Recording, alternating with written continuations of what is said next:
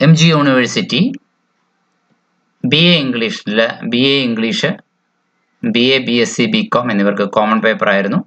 ഒരു പുസ്തകമാണ് spirit of the times. ഇതിലെ lesson 4 the future of entertainment എന്നതാണ്.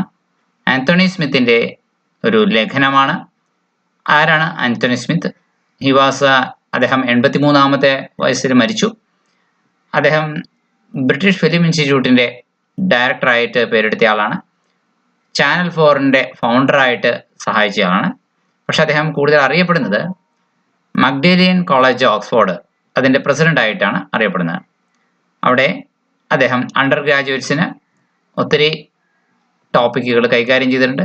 Antony Smith is a great educationalist, ഒരു വിദ്യാഭ്യാസ പ്രവർത്തകനാണ്, ജേർണലിസ്റ്റ് ആണ് ആൻഡ് ടെലിവിഷൻ പേഴ്സണാലിറ്റി, ഒരു ടെലിവിഷൻ പേഴ്സണാലിറ്റി കൂടിയാണ്. For a long time he was the president of Magdalen college Oxford.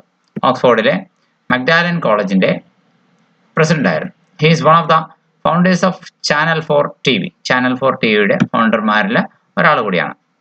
Smith points out how our concept of entertainment has undergone a radical change in the 20th century. 20ാം നൂറ്റാണ്ടിലെ വിനോദം എന്ന് പറയുന്ന നമ്മുടെ സങ്കല്പത്തില് ഒരു സമൂലമായ മാറ്റം ഉണ്ടായത് എപ്രകാരമാണ് ആ മാറ്റത്തിന് അത് വിധേയമായത് എന്ന ആശയമാണ് അദ്ദേഹം ചർച്ച ചെയ്യുന്നത്. ഇൻ ദ പാസ്റ്റ്, പണ്ട് entertainment was mostly an outdoor experience. വിനോദം മിക്കവാറും ഒരു വീടിന് വെളിയിലെത്താൻ അനുഭവമായിരുന്നു. People went to watch movies and circus to amuse themselves. തങ്ങൾക്ക് തന്നെ ഒരു ആഹ്ലാദത്തിന് വേണ്ടിയിട്ട്, രസത്തിന് വേണ്ടിയിട്ട് ആളുകൾ സിനിമ കാണുകയും സർക്കസ് കാണുകയും ഒക്കെ ചെയ്തിരുന്നു. വിത്ത് ദ അഡ്വെന്റ് ഓഫ് ടിവിയുടെ കടന്നുവരവോടെ it became more and more an indoor affair. വിനോദം എന്നത് കൂടുതൽ അത് വീടിനുള്ളിലേക്ക് വന്നു. Now new technology has introduced various devices like the compact disc, cable TV, HD TV and a host of other new inventions. പുതിയ സാങ്കേതിക വിദ്യ, CD അഥവാ compact disc, cable TV, HD TV, അങ്ങനെ ഒരു കൂട്ടം പുതിയ ഇൻവെൻഷനുകൾ കണ്ടെത്തിയിരിക്കുന്നു. The easy access to internet പണ്ടത്തെക്കാൾ ഏറെ എളുപ്പത്തിൽ എല്ലാവർക്കും ലഭ്യമാണ്. ആൻഡ് വിർച്വൽ റിയാലിറ്റി, അതുപോലെ തന്നെ വിർച്വൽ റിയാലിറ്റിയും നമുക്ക് ലഭ്യമാണ്. Has redefined our concept of entertainment in recent years. ഈ അടുത്ത കാലത്ത് വിനോദം എന്ന ആശയത്തെക്കുറിച്ചുള്ള നമ്മുടെ സങ്കല്പങ്ങളെ ഇത് പുതുക്കി നിശ്ചയിച്ചിരിക്കുന്നു. നോ ഡൗട്ട്, യാതൊരു സംശയമില്ല. The future of entertainment is bright and colourful. വിനോദത്തിന്റെ ഭാവി തെളിമയാർന്നതാണ്, അതുപോലെ തന്നെ വർണ്ണശബളമാണ്. 20ാം നൂറ്റാണ്ടിൽ വിനോദത്തെയും മാനസികോല്ലാസത്തെയും പറ്റിയുള്ള നമ്മുടെ സങ്കല്പങ്ങളെല്ലാം മാറി മറിഞ്ഞിരിക്കുന്നു. ഏതെങ്കിലും ഒരു കൂട്ടം പ്രവൃത്തികൾ എന്ന നിലയിൽ നിന്ന് സമൂഹത്തിന് മുഴുവനായി ഒഴിവു സമയം ആസ്വദിക്കാനുള്ള ഒരു പറ്റം വ്യവസായങ്ങൾ എന്ന രീതിയിലേക്ക് വിനോദം വളർന്നു കഴിഞ്ഞു. ഒരു കാലത്ത് ഭൂരിഭാഗം ജനങ്ങൾക്കും വീടിന് പുറത്ത് ആസ്വദിക്കാവുന്ന ഒരു സാമൂഹ്യ അനുഭവമായിരുന്നു വിനോദമെങ്കിൽ ഇന്ന് അത് വീടിനുള്ളിലേക്ക് എത്തിയിരിക്കുന്നു. വീടുകളുടെ ഘടന തന്നെ ഇന്ന് മാറിയിരിക്കുന്നു. വിനോദത്തെ പറ്റിയുള്ള ഈ ധാരണാമാറ്റത്തിന് ടെലിവിഷന് മാത്രമല്ല പങ്കുള്ളത്. സ്വന്തമായ ഒരു വീട് എന്ന പുതിയ സങ്കല്പം ഉണ്ടായതാണ് ഏറ്റവും വലിയ മാറ്റം. കുടുംബമായോ വ്യക്തികളായോ ആളുകൾ വീടുകളിൽ താമസിക്കുവാൻ തുടങ്ങി. ഇംഗ്ലണ്ടിലും അമേരിക്കയിലും 50കളിൽ ടെലിവിഷൻ ഉണ്ടായ പ്രചാരം ആളുകളുടെ ക്രയശേഷി കൂടിയതുകൊണ്ടോ സമൂഹ വിനോദത്തിന് വേണ്ടിയിട്ടുള്ള മുറവിളി കൊണ്ടോ മാത്രം ആയിരുന്നില്ല എന്നതാണ് യാഥാർത്ഥ്യം. സ്വകാര്യ ഭവനങ്ങളുടെ വ്യാപനം അതിന് ഒരു പ്രധാന കാരണമായി. യൂറോപ്പിലും അമേരിക്കയിലും പുതുതായി ഉയർന്നു വന്ന ആയിരക്കണക്കിന് ഭവനങ്ങളിലെ സ്വീകരണ മുറികളിൽ ടെലിവിഷൻ സെറ്റ് ഫർണിച്ചറിന്റെ ഭാഗമായി മാറി. ഇംഗ്ലണ്ടിൽ ഹരോൾഡ് മാക്സ്മിലൻ പ്രധാനമന്ത്രിയായി. അതോടെ കുടുംബക്ഷേമത്തിന് പ്രത്യേകമായ ഒരു പ്രാധാന്യം കൈവന്നു. വർഷം തോറും 3 ലക്ഷം വീടുകളാണ് പുതുതായി ഉയർന്നു വന്നത്. വീടുകൾ സ്വന്തമാക്കാനും അവ ആധുനിക രീതിയിൽ അലങ്കരിക്കാനും TV പരിപാടികളും പരസ്യങ്ങളും എല്ലാം ആളുകളെ പ്രേരിപ്പിക്കുകയാണ് ഉണ്ടായത്. ആ തലമുറയുടെ സർഗാത്മക സങ്കല്പങ്ങളുടെ അടിസ്ഥാന ഘടകങ്ങളിൽ ഒന്ന് ഗൃഹ അലങ്കാരമായി മാറി. വിനോദത്തിന്റെ ഭാവി എന്താകും എന്ന് പ്രവചനം നടത്തുന്നതിന് മുമ്പ് നാം ആദ്യം ചിന്തിക്കേണ്ടത് നമ്മുടെ കുടുംബ സങ്കല്പങ്ങളുടെ ഭാവിയെ പറ്റി ആയിരിക്കണം. 50കളിൽ ടെലിവിഷൻ ആവിർഭവിച്ച കാലത്ത് TV മാധ്യമ സംസ്കാരത്തിൽ ആഴത്തിൽ പതിഞ്ഞിരുന്നത് കുടുംബം എന്ന സങ്കല്പമായിരുന്നു. പക്ഷേ 60കളുടെ അന്ത്യത്തോടെ വീടുകളിൽ നിന്ന് പുറത്തു ചാടാൻ വെമ്പൽ കൊണ്ടുനിന്ന ഒരു കൂട്ടരുണ്ടായിരുന്നു, അന്നത്തെ യുവതലമുറ. അവരുടെ അസ്വസ്ഥതകളും അസംതൃപ്തികളും തലമുറകൾക്കിടയിലെ സംഘർഷങ്ങളും ഒക്കെ ടിവിയിലേക്ക് കുത്തിക്കയറി വരാൻ തുടങ്ങിയതോടെ ടിവി പരിപാടികളുടെ സമീപനം തന്നെ മാറി. പ്രത്യേക താല്പര്യങ്ങളുള്ള വ്യത്യസ്ത ഗ്രൂപ്പുകളായി പ്രേക്ഷകർ പുനർവിഭാവനം ചെയ്യപ്പെട്ടു. VCRന്റെയും കേബിൾ ടിവിയുടെയും വരവ് ഈ മാറ്റങ്ങൾക്ക് വേഗത കൂട്ടി. ഓരോ ഗ്രൂപ്പിനും രസിക്കത്തക്ക വിധത്തിൽ കൂടുതൽ പരിപാടികളും കൂടുതൽ ചാനലുകളും പ്രത്യക്ഷപ്പെട്ടു. 90കളിലെ ബ്രിട്ടനിൽ വെറും 23% വീടുകളിലെ കുട്ടികൾ മാതാപിതാക്കൾക്കൊപ്പം ജീവിച്ചിരുന്നുള്ളൂ. നീണ്ട വർഷങ്ങളിലെ വിഫലമായ സാമ്പത്തിക സ്വപ്നങ്ങൾ അത് വേറെ. എന്നാലും ബ്രിട്ടനിലെ ടെലിവിഷൻ പരിപാടികളെ ഇപ്പോൾ നിയന്ത്രിക്കുന്ന കുടുംബ സങ്കല്പങ്ങൾ തന്നെയാണ്. വരുന്ന ദശകങ്ങളിൽ പുതിയ തലമുറ സ്വാഗതം ചെയ്യുക തങ്ങളുടെ സാമൂഹിക സാമ്പത്തിക സമ്മർദ്ദങ്ങളെ ലഘൂകരിക്കുന്നതിനുള്ള വിനോദ പരിപാടികൾ ആയിരിക്കും. വീടിന് പുറത്തുള്ള വിശാലമായ ഇലക്ട്രോണിക് കാഴ്ചകളിലേക്ക് ഒരു ചുവടുമാറ്റം ഇപ്പോഴേ തുടങ്ങിക്കഴിഞ്ഞിരിക്കുന്നു. സ്റ്റീവൻ സ്പിൽബർഗിന്റെ ഹോളിവുഡ് സിനിമാ വിസ്മയങ്ങളും എല്ലാ രാജ്യങ്ങളിലും പുതുതായി ഉയർന്നുവരുന്ന ഡിസ്നിലാൻഡ് മോഡൽ അമ്യൂസ്മെന്റ് പാർക്കുകളും കൗതുക കാലങ്ങൾക്കുണ്ടായ രൂപപരിണാമങ്ങളും മൊബൈൽ ഫോണും യാഥാർത്ഥ്യത്തിന്റെ പ്രതീതി ഉളവാക്കുന്ന കമ്പ്യൂട്ടർ വിസ്മയങ്ങളും ഒക്കെ ഈ തലമുറയെ വിനോദത്തിനായി വീടിന് പുറത്തേക്ക് പിടിച്ചു വലിക്കുന്ന പുതിയ ആകർഷണങ്ങളാണ്. സ്വന്തം നിലനിൽപ്പിന് മാത്രമാണ് സുനിശ്ചിതത്വം കൽപ്പിക്കുന്നത്. ഈ പുതിയ സിദ്ധാന്തമാണ് അവരെയൊക്കെ നയിക്കുന്നത്. വിശ്രമവേളകളിലുണ്ടായ സമയവർദ്ധനവും വീടിനുള്ളിൽ ഒതുങ്ങിക്കൂടുന്നതിൽ നിന്ന് ആളുകളെ പിന്തിരിപ്പിച്ചു. ആയുർദൈർഘ്യത്തിലുണ്ടായ വർധനവ്, ജോലി സമയത്തിലുണ്ടായ കുറവ്, തൊഴിലില്ലായ്മയുടെ രൂക്ഷത മൂലം താമസിച്ച് ജോലി കിട്ടാനുള്ള സാഹചര്യം, ഇതൊക്കെ കാരണം ഒരാളിന്റെ സർവീസ് കാലം കുറയുകയും ഒഴിസമയം കൂടുകയുമാണ്. 60 വയസ്സിൽ കൂടുതലുള്ളവരുടെ എണ്ണം ഓരോ കണക്കെടുപ്പിലും കൂടുകയാണ്. ജോലിയിൽ നിന്ന് വിരമിച്ചു കഴിഞ്ഞ് കുറഞ്ഞത് 25 വർഷം കൂടിയെങ്കിലും ഒരാൾ ജീവിച്ചിരിക്കും എന്നാണ് പ്രതീക്ഷിക്കുന്നത്. ഒരു നൂറ്റാണ്ട് മുമ്പ് 5 വർഷമായിരുന്നു ഈ സ്ഥാനത്ത് ഉണ്ടായിരുന്നത്. എന്നാൽ ഇത് മാത്രമല്ല, ആഴ്ചയിൽ 35 മണിക്കൂർ, ഒരു നൂറ്റാണ്ട് മുമ്പ് 25 വർഷമാണ് ഒരാളുടെ ജോലിയിൽ നിന്ന് വിരമിച്ചിട്ടുള്ള ആ കാലഘട്ടം നമ്മൾ പ്രതീക്ഷിച്ചിരുന്നത്. എന്നാൽ ഇത് മാത്രമല്ല, ആഴ്ചയിൽ 35 മണിക്കൂറിൽ കൂടുതൽ മിക്കവർക്കും ജോലി ചെയ്യേണ്ടതില്ല. പ്രതിവർഷം 10 ആഴ്ച അവധി വേറെ. ഏറ്റവും പ്രധാനം, ഔദ്യോഗിക കാലാവധി പണ്ട് 18 വർഷം വരെ ആയിരുന്നത് ഇന്ന് 35 ആയി ചുരുങ്ങിയിരിക്കുന്നു എന്നതാണ്. ചുരുക്കത്തിൽ, ഒരു മനുഷ്യന് ആയുസ്സിൽ 20 വയസ്സ് വരെ ബാല്യം, വിദ്യാഭ്യാസം, തൊഴിൽ തേടൽ, ജോലി കിട്ടിയാൽ ഒരു 35 വർഷം സർവീസ്, പിന്നെ 25 വർഷം പെൻഷൻ കാലം. ഇങ്ങനെയുള്ള ഒരു തലമുറയുടെ വിനോദസങ്കല്പങ്ങൾ എന്തൊക്കെയായിരിക്കും? 2000 ആണ്ടോടെ ആയുർദൈർഘ്യം കുറവായിരുന്ന 1930കളിൽ ജനിച്ചവരും അവരുടെ മുൻ തലമുറയും ഇഹലോകവാസം വെടിഞ്ഞിരിക്കും. അപ്പോൾ പൊയ്പോയ ചീത്തക്കാലത്തിന്റെ പിടിയിൽ നിന്ന് രക്ഷപ്പെട്ടു എന്ന 90കളിലെ ധാരണകളും അപ്രത്യക്ഷമാവും. അനുനിമിഷം വികസിക്കുന്ന പുതിയ വിനോദസങ്കല്പങ്ങളെക്കുറിച്ച് മാധ്യമങ്ങൾ ജനങ്ങളെ ബോധവൽക്കരിച്ചുകൊണ്ടിരിക്കും. അവരുടെ വിശ്വാസം കൂടുതൽ ഹരിതാപ ലഭിക്കുകയും ചെയ്യും. അങ്ങനെ അവരുടെ അഭിരുചികൾ പലരുടെയും ഭിന്നമായിരിക്കും. ജനസംഖ്യയിൽ ഇത്തരക്കാർ ഉള്ളതുകൊണ്ട് കൂടുന്നു. ഒരാളുടെ താല്പര്യമല്ല, മറ്റൊരാളുടെ താല്പര്യം. അതുകൊണ്ട് 3 ഡസൻ ബ്രാൻഡുകളെങ്കിലും ഉള്ള കുടിവെള്ളം സൂപ്പർ മാർക്കറ്റുകൾ കരുതി വയ്ക്കുന്നുണ്ട്. മെച്ചപ്പെട്ടത് തിരഞ്ഞെടുക്കാനുള്ള അവരുടെ ഔത്സുക്യവും സ്വകാര്യ തിരഞ്ഞെടുപ്പിനുള്ള സ്വാതന്ത്ര്യവും അതിൽ അറിവുകൾ നെയ്തെടുക്കാനുള്ള അവരുടെ ശീലവും എല്ലാം ഇതിന് കാരണമാണ്. വിവിധ തലങ്ങളിലുള്ള സംസ്കാരത്തിന്റെ പ്രധാന മുഖമുദ്രകളായി ഇതൊക്കെ മാറുകയാണ്. അതുപോലെ തന്നെ സാമൂഹികവും ധാർമ്മികവുമായ പ്രശ്നങ്ങളെ കുറിച്ച് വിപരീത ദിശകളിൽ 2 ഗതിയിലാണ് എന്റർടൈൻമെന്റ് രംഗത്ത്, വിനോദ രംഗത്ത് അടുത്ത കാലത്ത് ഉണ്ടായ പ്രവണതകളൊക്കെ സൂചിപ്പിക്കുന്നത്. ഒരു ഭാഗത്തു കൂടി പഴയ വമ്പൻ സാമൂഹിക വിനോദങ്ങൾ, അതായത് അമ്യൂസ്മെന്റ് പാർക്കുകളും ഡിസ്കോകളും തിരിച്ചു വരും. കൂറ്റൻ അലങ്കാരങ്ങളും ഇലക്ട്രോണിക് വിസ്മയങ്ങളും ഹൈടെക് സംഗീതവും ഒക്കെ അവയെ ആകർഷകമാക്കും.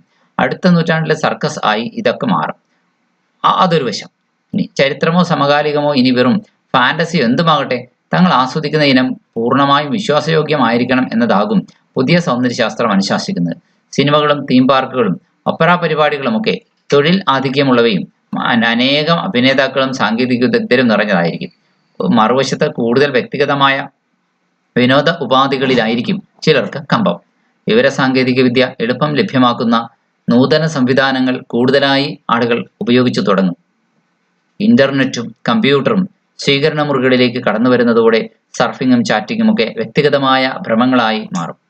ഈ 2 കൈവഴികൾ, അതായത് സാമൂഹിക വിനോദങ്ങളും വ്യക്തിഗത വിനോദങ്ങളും ബന്ധിപ്പിക്കുവാൻ ശ്രമിച്ചാൽ ലഭിക്കുന്നത് വിസ്മയിപ്പിക്കുന്ന അനുഭവങ്ങളായിരിക്കും. ഒന്ന് ഡയൽ ചെയ്താൽ യാഥാർത്ഥ്യബോധം ഉളവാക്കുന്ന ഒരു ഇലക്ട്രോണിക് വിസ്മയത്തിൽ നിങ്ങൾക്ക് പങ്കുചേരാൻ കഴിയും. അനേകം ആളുകളോടൊപ്പം ഇരുന്ന് ഒരു വലിയ വിനോദത്തിൽ പങ്കെടുക്കുന്നു എന്ന പ്രതീതി ഉണ്ടാകുന്ന ഒരുതരം വിരൽത്തുമ്പിൽ വിസ്മയം. ജപ്പാനിലെ ഏതെങ്കിലും പരീക്ഷണശാലയിൽ ഇതിന്റെ മിനുക്കുപണികൾ നടന്നുകൊണ്ടിരിക്കുകയായിരിക്കാം. വിവരമാധ്യമത്തിലെ ഈ പരസ്പര പ്രവൃത്തിക്ക് 2 ഗുണങ്ങൾ. കിട്ടുന്ന പ്രോഗ്രാമിൽ നിന്ന് യഥേഷ്ടം തിരഞ്ഞെടുക്കുവാനുള്ള സ്വാതന്ത്ര്യം ഉപഭോക്താവിന് കിട്ടും. അതോടൊപ്പം ഒരു പ്രോഗ്രാമിനിടയിൽ തന്നെ അതിന്റെ വിവിധ ദിശകളിലേക്ക് കടന്നു ചെല്ലാനും അയാൾക്ക് കഴിയുന്നു. ഒരു കളി കണ്ടുകൊണ്ടിരിക്കുന്നതിനിടയിൽ തന്നെ ടീമിന്റെ ക്യാപ്റ്റനുമായുള്ള അഭിമുഖമോ ഒരു മുൻ കളിയുടെ പ്രധാന ഭാഗങ്ങളോ ഈ കളിയുടെ തന്നെ പ്രസക്ത ഭാഗങ്ങളോ സ്ലോ മോഷനിലോ അല്ലാതെയോ അയാൾക്ക് ആസ്വദിക്കാൻ കഴിയും. ഒരു കാലത്ത് കരുതപ്പെട്ടിരുന്നത് ഒപ്റ്റിക്കൽ ഫൈബർ കേബിൾ വഴി മാത്രമേ ഇവയെല്ലാം കടത്തിവിടാൻ കഴിയൂ എന്നായിരുന്നു. അങ്ങനെ നോക്കിയാൽ അമേരിക്കയെ മാത്രം ബന്ധിപ്പിക്കുന്നതിന് $500 ബില്യൺ കേബിൾ വേണ്ടി വരുമായിരുന്നു. പക്ഷെ ഇന്ന് നമുക്കറിയാം, നിലവിലുള്ള ടെലിഫോൺ വയറിലൂടെ തന്നെ അത്യാവശ്യം ദൃശ്യസാധ്യതകളോടെ ഇന്റർനെറ്റ് ലഭ്യമാകാം. ഈ രംഗത്തുള്ള നൂതന സംരംഭങ്ങൾ മൂലം ഇന്റർനെറ്റ് വളരെ വേഗം വ്യാപകമാക്കാനും നമുക്ക് കഴിഞ്ഞിട്ടുണ്ട്. ഇനി കഴിഞ്ഞ ദശകത്തിൽ ശബ്ദ ആസ്വാദനത്തിൽ ഒരു മായാപ്രപഞ്ചം തന്നെ സൃഷ്ടിക്കാൻ കോമ്പാക്ട് ഡിസ്കുകൾക്ക് CD-കൾക്ക് കഴിഞ്ഞു. ഒരു റെക്കോർഡിംഗ് കേൾക്കുന്നത് പോലെയല്ല, മറിച്ച് ഗായകന്റെ നാവിൽ നിന്നൂറുന്ന ശബ്ദം അതേപടി ആസ്വദിക്കാൻ കഴിയുന്ന പ്രതീതിയാണ് ഇവ നമുക്ക് നൽകുന്നത്. ദൃശ്യ ആസ്വാദനത്തിൽ ഈ പുതിയ അനുഭവമാണ് നാം തേടുന്നത്. ഏതെല്ലാം ഇനത്തിലുള്ള പുത്തൻ വീഡിയോ ഉപകരണങ്ങളാണ് ദിവസവും വന്നുകൊണ്ടിരിക്കുന്നത്. High definition TV, flat TV, plasma TV എന്ന് വേണ്ട ഈ രംഗത്ത് പ്രവർത്തിക്കുന്ന വൻകിട കമ്പനികൾ കോടിക്കണക്കിന് മുതൽ മുടക്കിയാണ് പുതിയ പുതിയ ഇനങ്ങൾ കമ്പോളത്തിൽ ഇറക്കുന്നത്. കളർ TV-കൾ ആവശ്യത്തിലേറെയായി കഴിഞ്ഞപ്പോൾ പിന്നെ ഇവ തമ്മിലാണ് ഇന്ന് കമ്പോളത്തിലെ കിടമത്സരങ്ങൾ. ഏറ്റവും ആധുനിക TV-കൾ തമ്മിലുള്ള മത്സരം. സിനിമ TV രംഗത്ത് പ്രവർത്തിക്കുന്നവർക്കെല്ലാം HD TV വർദ്ധിച്ച ഉത്തേജനം നൽകുന്നു. ദൃശ്യങ്ങൾ ദ്വിമാനമോ ത്രിമാനമോ ഏതായാലും കൂടുതൽ യാഥാർത്ഥ്യമായി തോന്നിക്കും. വെർച്വൽ റിയാലിറ്റി അഥവാ VR എന്ന പുതിയ സാങ്കേതിക വിദ്യ ആരും തന്നെയും ആസ്വദിച്ച് കാണുകയില്ല ചിലപ്പോൾ. പക്ഷേ പ്രത്യേക കണ്ണടകൾ ഉപയോഗിച്ച് ആസ്വദിക്കാനും ഈ ഇനം ഭയങ്കര താല്പര്യമാണ് ഇതിനകം ഉണർത്തിയിരിക്കുന്നത്. വരുന്ന ദശകങ്ങളിൽ ബൂത്തുകളിലും നഗരത്തിലെ വ്യാപാര വിനോദ കേന്ദ്രങ്ങളിലും മാളുകളിലും ഒടുവിൽ വീടുകളിൽ പോലും VR ലഭ്യമായേക്കാം. വിനോദ സാങ്കേതിക രംഗങ്ങളിലെ കഴിവുറ്റ പ്രതിഭകളെ കാലക്രമേണ ഈ രംഗം ആകർഷിക്കും. കൂടുതൽ ആനന്ദം പകരുന്ന വിനോദ ഉപാധികൾക്കായുള്ള ഈ നൂറ്റാണ്ടിന്റെ തെരച്ചിൽ അവസാനിക്കുന്നത് ഇതിലായിരിക്കും. ആളുകൾ ഒരു പുതിയ തരത്തിലുള്ള വിനോദ ആസ്വാദനത്തിന് തയ്യാറായി കഴിഞ്ഞു എന്ന് ഈ രംഗത്തുള്ള വ്യവസായികളെ ആദ്യമായി ബോധ്യപ്പെടുത്തിയ വാക്മാൻ എന്ന് പറയുന്ന ഒരു ഉപകരണമുണ്ട്. അതിൽ തുടങ്ങിയതാണ് ഈ യാത്ര. നാളത്തെ മനുഷ്യൻ കൂടുതൽ ഏകനായിരിക്കും. സുഖമുള്ള ഈ ഏകാന്തതയിൽ അവന് ഊർജം പകരുന്നത് നാളത്തെ ഡിസ്നിലാൻഡുകൾ തന്നെയായിരിക്കും. പരമ്പരാഗത വിനോദ കേന്ദ്രങ്ങളായ മ്യൂസിയങ്ങളും മറ്റും പുതിയ സാങ്കേതിക വിദ്യകൾ ഉപയോഗിച്ച് കൂടുതൽ യാഥാർത്ഥ്യബോധം ഉളവാക്കുന്ന ഇനങ്ങൾ അവതരിപ്പിക്കണം. ലണ്ടനിലെ പ്രസിദ്ധമായ എഞ്ചിൻ മാർബിൾസ് മ്യൂസിയത്തിലേക്ക് കടന്നു ചെല്ലുന്നവരെ സാങ്കേതിക വിദ്യയിലൂടെ പ്രാചീന ഗ്രീസിലേക്ക് കൂട്ടിക്കൊണ്ടുപോകണം. ലോക്കൽ മ്യൂസിയത്തിലെ സന്ദർശകർക്ക് പോലും പോയ കാലത്തെ തങ്ങളുടെ തെരുവുകളും ചത്തുരങ്ങളും കാണാൻ അവസരമുണ്ടാകണം. വിനോദ കേന്ദ്രങ്ങളിൽ ഇന്ന് കിട്ടുന്ന തീവ്രമായ ശബ്ദഘോഷത്തിനേക്കാൾ എത്രയോ ഫലപ്രദമായിരിക്കും ഇങ്ങനെയൊരു മാറ്റം.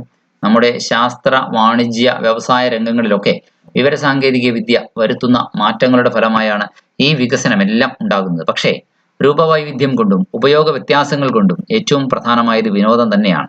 വെറും താൽക്കാലിക വാണിജ്യ ഡിമാൻഡുകൾക്ക് അപ്പുറം മനുഷ്യ മനസ്സുകളിൽ ആഴത്തിൽ പതിഞ്ഞ മാനസിക വ്യാപാരങ്ങളെയാണ് വിനോദങ്ങൾ പ്രതിഫലിപ്പിക്കുന്നത്.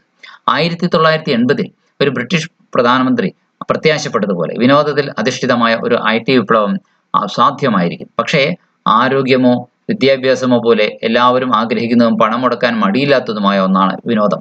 ചെലവാക്കാൻ ധാരാളം സമയമുള്ളത് കൊണ്ട് അടുത്ത തലമുറ കൂടുതൽ നേരം പോക്കുകൾ ആവശ്യപ്പെടും. അവ സമ്മാനിക്കാനുള്ള നൈപുണ്യം സാങ്കേതിക രംഗത്തെ ഒരു കുതിച്ചുചാട്ടത്തിന് വഴിയൊരുക്കുകയും ചെയ്യും. ചോദ്യോത്തരങ്ങൾ ഇതുമായി ബന്ധപ്പെട്ടുണ്ട്.